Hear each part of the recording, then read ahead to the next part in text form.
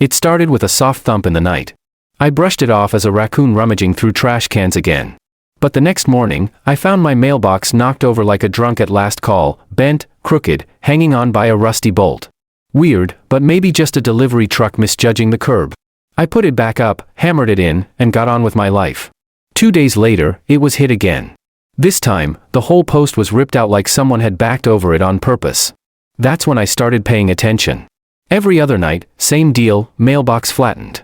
Sometimes there were tire marks in the grass, other times it looked like it had been straight up bulldozed. I'd rebuild it, repaint it, replant it. And somehow, without fail, it ended up trashed again within 48 hours. This wasn't an accident. Someone had declared war on my poor mailbox.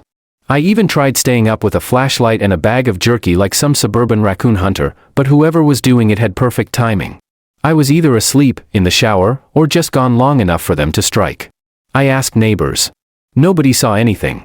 One guy said he heard an engine revving around 2 a.m. Another said he saw a gray SUV near my driveway the night before. The only problem? Half the HOA drives gray SUVs. I started to feel like I was losing my mind. I filed a complaint, but of course, the HOA board said they'd look into it. Look into what? My mailbox being treated like a crash test dummy? Nothing made sense. I even went as far as mounting a plastic owl on top just to see if it would scare off the mailbox menace. It didn't. If anything, it looked like the owl got punched in the face too. I was fed up. Whoever was doing it was bold, precise, and definitely doing it for fun. But I wasn't going to let them get away with it forever. I marched straight to the HOA office, clipboard in hand, pictures of my busted mailbox stapled like a murder scene dossier. And who else would be sitting behind the desk but the queen of suburban doom herself, Karen. Her smile was the kind you'd find on a snake about to unhinge its jaw. I cleared my throat. Someone's been repeatedly running over my mailbox. I've reported it 3 times now. Nothing's been done. Karen tilted her head and blinked like I was speaking a foreign language.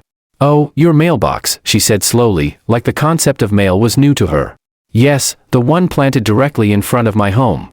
The one that's been turned into scrap metal every other night. She laced her fingers and leaned back in her chair, looking at the photos. Could have been a delivery truck. Or maybe the wind. These older posts snap easy, you know. I looked at her like she just suggested Bigfoot did it. It's been hit 4 times. With tire tracks. Bent metal. I'm not imagining this. She put on that HOA tone, dipped in condescension and microwaved authority. Well, I'll look into it. In the meantime, make sure your mailbox is HOA compliant. Correct height, paint, post material. You wouldn't want to get a fine for that. I nearly laughed. I came in about my mailbox getting murdered, and she was already threatening to fine me for the corpse not being up to code. Still, I fixed it again. New post, new paint, even a reflective strip just in case someone didn't see it. This time, I made it harder to ignore, thicker wood, buried deeper, braced like it was guarding Fort Knox. The next few nights were peaceful. No crashes, no tire streaks, not a single dent. I started to think maybe I'd gotten through to Karen. Maybe she'd put some eyes on the street. I even caught her jogging past my place one morning wearing a bright pink tracksuit that screamed, "I run this neighborhood and I want you to know it." I gave her a nod. She gave me that smile again, the one that didn't reach her eyes. Still, I thought things had cooled down. I wasn't even trying to catch her. It was a Sunday morning. I was sipping coffee by the front window, wearing socks and absolutely no patience. Then I saw her, Karen, in her gray SUV, creeping up the road like a predator stalking prey.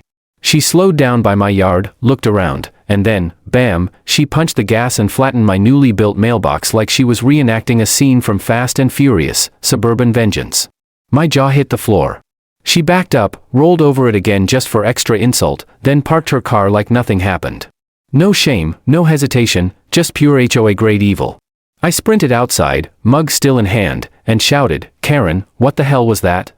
She stepped out of her SUV, adjusting her visor like she just arrived at a country club instead of a crime scene. "Oh, that," she said, eyes wide like she was the victim. "I didn't see it. Your mailbox just appeared out of nowhere." I looked at the crater where my box used to be and then back at her. "It's been there for 5 years." She waved a dismissive hand. "Well, it doesn't match the approved HOA mailbox color anyway. It's supposed to be antique bronze, not whatever this depressing gray is." "You mean the same gray as your car?" I snapped. She blinked like the sun had just offended her. "It's not my fault your mailbox isn't up to standard. Maybe if you'd followed the guidelines, you're not even sorry?" I asked, incredulous. She shrugged.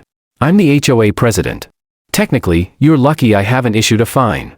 That's when I knew Karen wasn't just careless. She was on a power trip.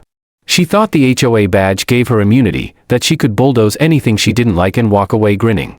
But if she thought I was just another passive neighbor, she had the wrong guy. That night, I didn't stew in silence, I planned. If Karen liked wrecking mailboxes, then I was going to give her one she'd never forget. One that would leave her stunned, humiliated, and begging for reverse gear. This wasn't a call the cops situation. This was personal now. If Karen wanted a showdown, then fine, I'd give her the Super Bowl of suburban revenge. I spent the whole weekend rebuilding the mailbox. Not just any mailbox, a fortress. Inside the wood casing, I lined the post with half-inch cold rolled steel, welded to a buried steel beam sunk into a concrete base. On the outside, I painted it the exact same gray she hated so much, just to twist the knife. It looked ordinary, felt like a bunker. Hidden camera installed. Motion sensor activated. I even had a fake squirrel glued on top, because why not make it festive while setting a trap? 2 days later, I was back in my window seat, sipping coffee like a hawk in fuzzy slippers. Like clockwork, Karen's gray SUV crept down the street. She slowed down again and then, boom. Her bumper collided with steel. Her hood crumpled like a soda can. The mailbox didn't move an inch. Karen slammed into it so hard her airbag deployed. I damn near spit out my coffee laughing. She stumbled out of the car, hair wild, furious and dazed like a confused possum. She stood there staring at the mailbox, rubbing her forehead like the laws of physics had betrayed her. I walked out, phone in hand, already replaying the footage. You might want to get that bumper looked at, Karen, I said, barely holding in my grin. Funny how the mailbox didn't appear out of nowhere this time. She turned red, like a tomato caught in a lie. This is a safety hazard. I'm going to report you to the HOA board. I laughed. Go ahead. I've got footage. Every angle. Want me to email it to your insurance too? Karen looked like she'd swallowed a lemon whole.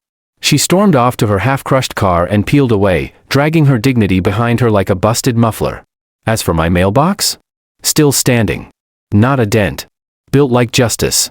And the video? Let's just say it had a lovely little premiere at the next neighborhood watch meeting, complete with popcorn. The end.